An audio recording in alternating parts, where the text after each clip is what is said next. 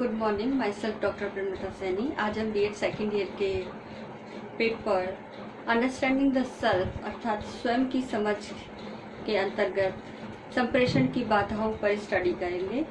इसके साथ ही संप्रेषण के इन बाधाओं का निराकरण किस प्रकार से किया जा सकता है, हम इसके ऊपर भी डिस्कस करेंगे। तो संप्रेषण के ऊपर कई वीडियोस अपलोड कर दिए गए हैं जो आप अपने YouTube चैनल पर देख सकते हैं। अब हम डायरेक्ट संप्रेषण की बातों पर डिस्कस करते हैं। संप्रेषण की बाधाएं, इसमें सबसे पहली है संदर्भित भ्रामकता। संदर्भित भ्रामकता से तात्पर्य है कि शिक्षक जब अपना शिक्षण कार्य कराता है और उस शिक्षण कार्य के अंतर्गत कोई नियम, सूत्र या किसी अवधारणा को स्पष्ट करता है और इसके लिए वह कई उदाहरण भी प्रयुक्त करता है, लेकिन बालक का मानसिक विकास इतना नहीं है कि वह शिक्षक द्वारा समझाई गई अवधारणा, नियम इत्यादि को भली प्रकार से समझ सके। जिस अर्थ में शिक्षक द्वारा उस अवधारणा को समझाया जा रहा है, बालक उस अवधारणा के संदर्भ में अपने ही कुछ तथ्य, विचार उत्पन्न कर लेता है। बालक अपनी कल्पनाओं के आधार पर किसी नियम, तथ्य या विचार के संदर्भ में अपनी ही तरफ से कुछ संकल्पनाओं का निर्माण कर लेता है। यही संदर्भित भ्रामकता कहलाती है। दूसरा पॉइंट है सीमित बोध। जब अवधारणाएं जटिल एवं कठिन हो, उनको समझना औसतन बालकों के लिए थोड़ा कठिन हो, उन अवधारणाओं के संदर्भ में बालक अपने सीमित समझ के आधार पर अपने मानसिक विकास के अनुसार उन अवधारणाओं को समझता है जो शिक्षक द्वारा किसी और अर्थ में समझाई जा रही है, लेकिन बालक अपने सीमित बोध के कारण उन अवधारणाओं को जो संप्रेषण संबंधी होती है उनको समझ नहीं पाता। तीसरा है अत्यधिक मौखिक वार्ता। जब शिक्षक अपने शिक्षण के दौरान अत्यधिक ज्यादा मात्रा में मौखिक वार्तालाप करता है तो एक समय पश्चात बालक नीरस और बोझिल हो जाते हैं और वह शिक्षण अधिगम प्रक्रिया एक तरह से उबाऊपन वाली हो जाती है। तो अत्यधिक मौखिक वार्ता भी संप्रेषण के लिए बाधा उत्पन्न करती है। चौथा है पर्यावरणीय बाधा। पर्यावरणीय बाधाओं में हमारे जो संप्रेषण के माध्यम हैं, जिनमें हमने श्रव्य दृश्य और श्रव्य दृश्य साधन पढ़े थे, उनके अंतर्गत यदि हम संप्रेषण रेडियो, टीवी या अन्य किसी माध्यम से पहुंचा रहे हैं या न्यूज़पेपर के माध्यम से अपने संप्रेषण को पहुंचा रहे हैं, तो उस संप्रेषण के अंदर यदि प्रॉपर सिग्नल क्लियर नहीं है तो टीवी और रेडियो में जो प्रसारण हो रहा है वो प्रॉपर नहीं हो पाएगा और जिस बात को हम स्टूडेंट्स तक पहुंचाना चाहते हैं वो प्रॉपर वे तक नहीं पहुंच पाएगी।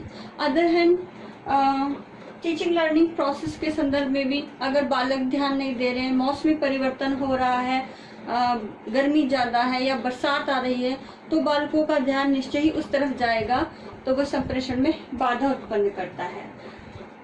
नेक्स्ट है दिवा स्वप्न। दिवा स्वप्न से तात्पर्य है कि बालक अपने काल्पनिक विचारों, अपने भूतकालीन घटनाओं जो उसके पूर्व के अनुभवों के आधार पर होती है, उसी में ही खोया रहता है। तो इस प्रकार दिवा स्वप्न भी संप्रेषण में बाधा उत्पन्न करता है। शिक्षक जब शिक्षण अधिगम प्रक्रिया ज्यादा रुचिकर नहीं होती तो बालक अपनी पूर्व ज्ञान या अपनी कल्पनाओं के आधार पर अपने प्राचीन समय में बिताए गए कुछ जीवन के पल या अनुभव को ही याद करता रहता है। यही दिवा स्वप्न है।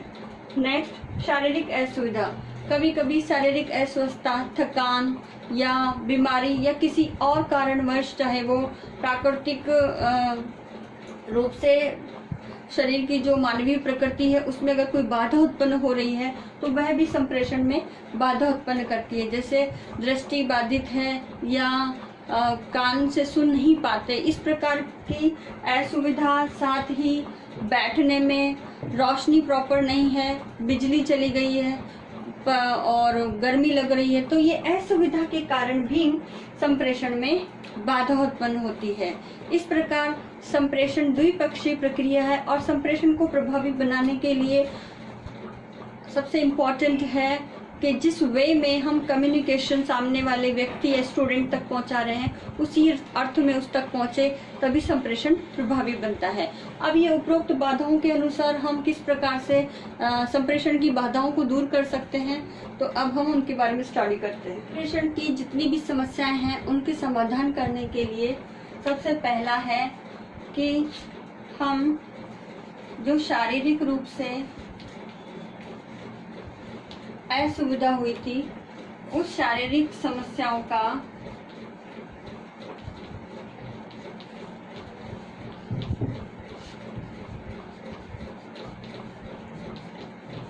समाधान किस प्रकार से करेंगे। तो शारीरिक समस्याओं के समाधान के लिए सबसे पहले शिक्षक को बैठक व्यवस्था पर ध्यान देना, बैठक व्यवस्था पर ध्यान, साथ ही रोशनी, हवा इत्यादि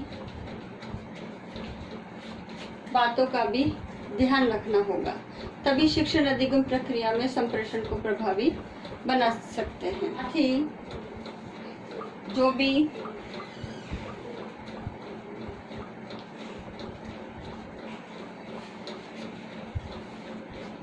श्रव्य दृश्य साधन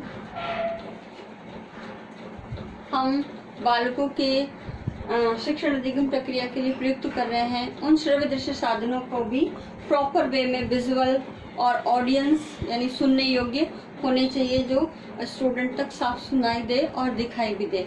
तो इन सब शारीरिक रूप से जितनी भी ये समस्याएं जो शिक्षण अधिगम प्रक्रिया में आ सकती है, उन समस्याओं को पूर्व ही शिक्षक अपनी सोच समझ और विवेक के आधार पर निराकरण करके अपनी संप्रेषण संबंधी समस्याओं का समाधान कर सकता है।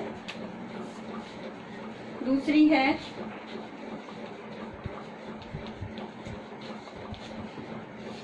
भाषाई समस्याओं का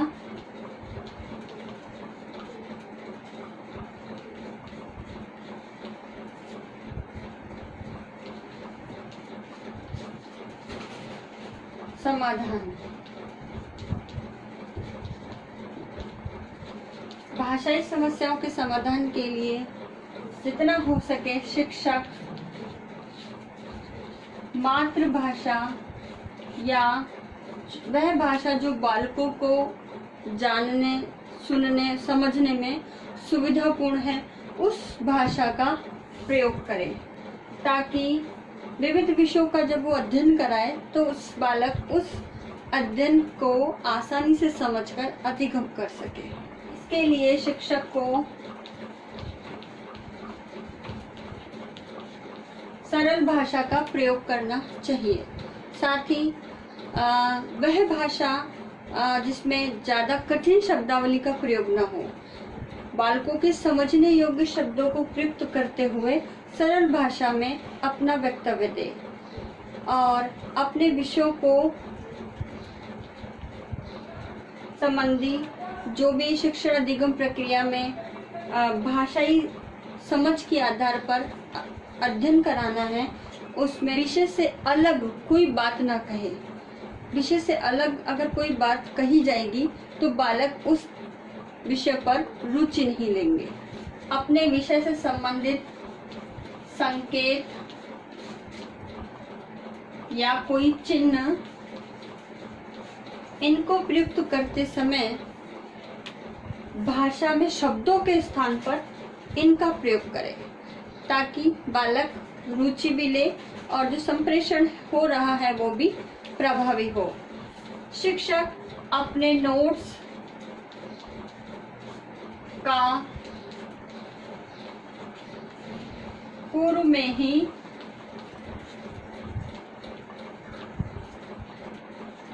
अध्ययन करके ही क्लासरूम शिक्षण का कार्य करें।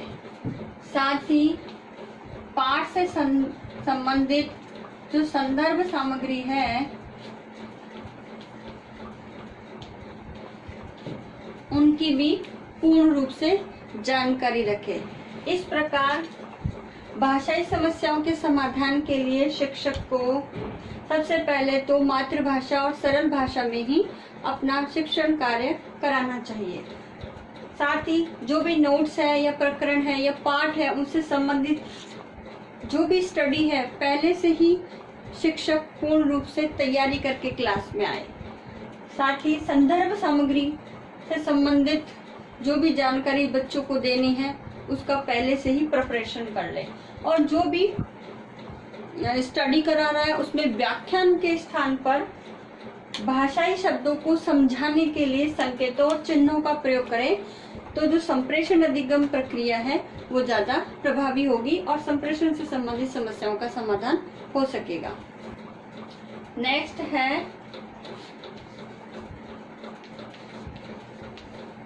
मनोवैज्ञानिक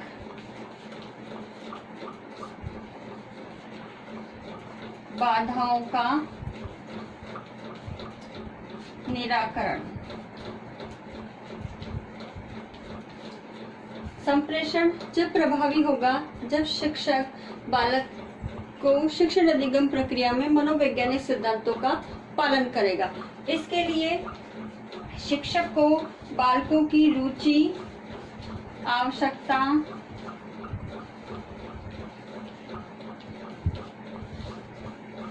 आदत यानी व्यक्तिगत विभिन्नता के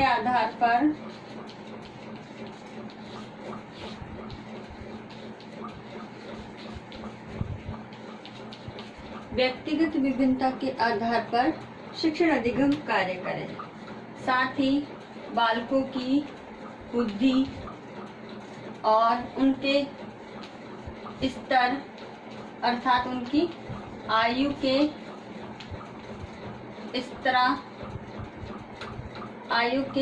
स्तर के अनुसार शिक्षण अधिगम प्रक्रिया को संपादित करें। श्रव्य दृश्य साधनों का प्रयोग करें।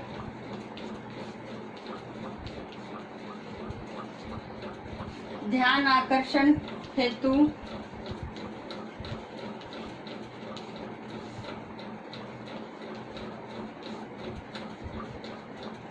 अपने जीवन के अनुभव,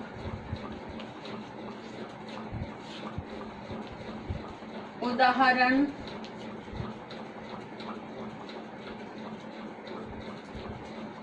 दृष्टांत आदि को प्रस्तुत करें, तभी मनोविज्ञान से संबंधित जितनी भी संप्रेषण संबंधित समस्याएं हैं उनका समाधान हो सकेगा। बालकों की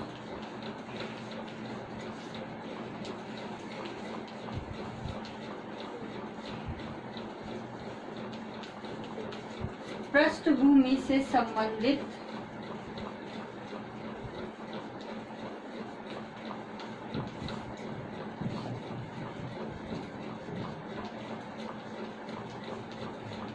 समस्याओं का समाधान। पृष्ठभूमि का अर्थ है बालकों की सामाजिक,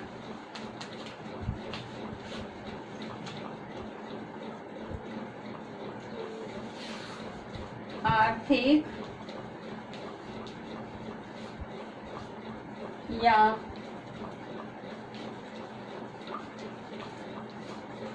पारिवारिक जितनी भी समस्याएं हैं जो बालकों के संप्रेषण में बाधा उत्पन्न करती है, माता पिता से कोई झगड़ा या डांट पड़ गई है, तब भी बालक शिक्षक द्वारा पढ़ाए गए पाठ पे ज्यादा रुचि नहीं लेगा, ना संप्रेषण पे ध्यान देगा।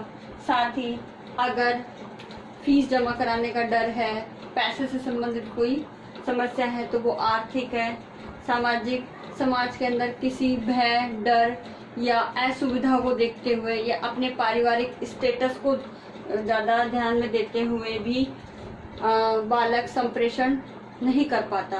तो शिक्षक का कार्य है कि बालक की सामाजिक पृष्ठभूमि से रिलेटेड, आर्थिक पृष्ठभूमि से रिलेटेड और पारिवारिक पृष्ठभूमि से रिलेटेड पहले बालक की समस्याओं को सुने, उनकी जो भी कठिनाइयां हैं उनके कारणों को जाने और उसके पश्चात संबंधित व्यक्ति से सलाह मशवरा करते हुए उन्हें सलाह भी दे, राय भी दे, ताकि संप्रेषण संबंधी समस्याओं का समाधान किया जा सके।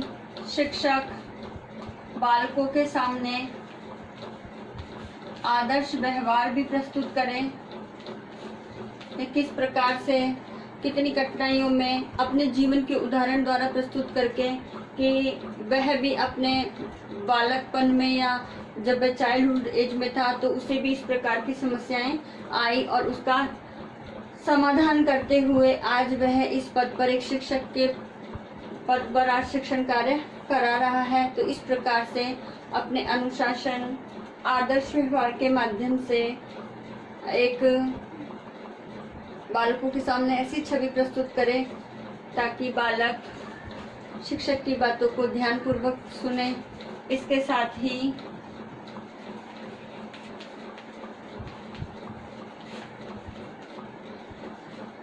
ऐसी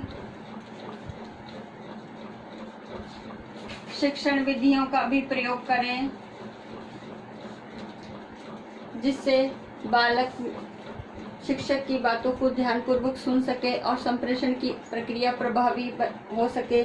इसके लिए वीर भाव से ओतप्रोत कहानियों को अपने शिक्षण अधिगम प्रक्रिया में इन्वॉल्व कर सकता है। साथ ही ऐसे अनुभव अपने जीवन के सुना सकता है जिससे बालकों को एनकरेज मिले, प्रोत्साहन मिले और आगे बढ़ने और कुछ अपने जीवन में अच्छा कार्य करने संबंधी कार्य बालक कर सके। तो इस प्रकार संप्रेषण की समस्याओं का समाधान करने के लिए शिक्षक को बालकों की पृष्ठभूमि पर भी ध्यान देना चाहिए।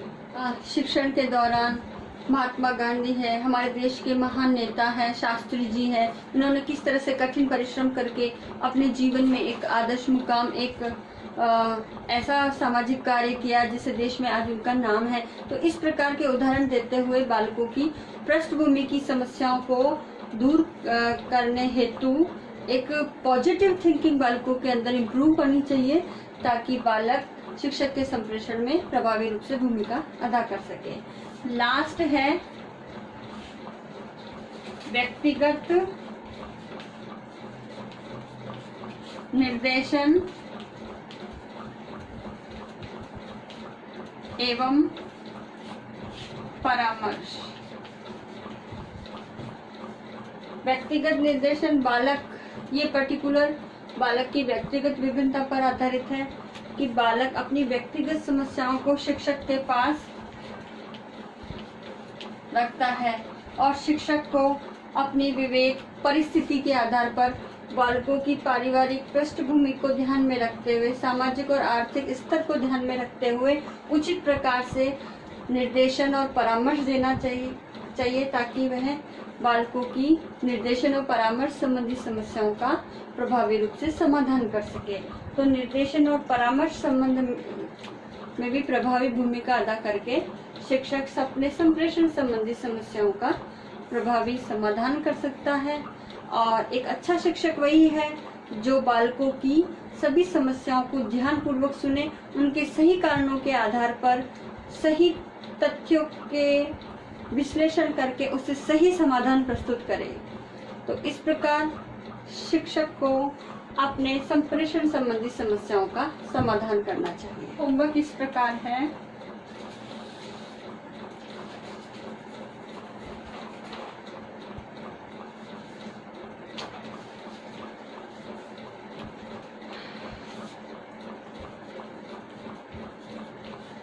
संप्रेषण की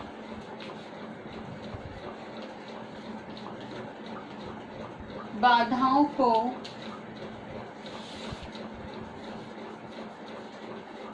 स्पष्ट करते हुए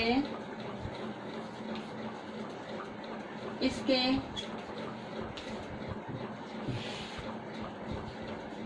समाधानों का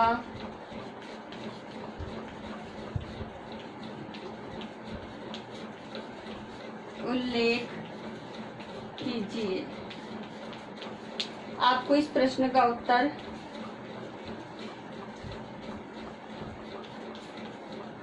ढाई शब्दों में देना है।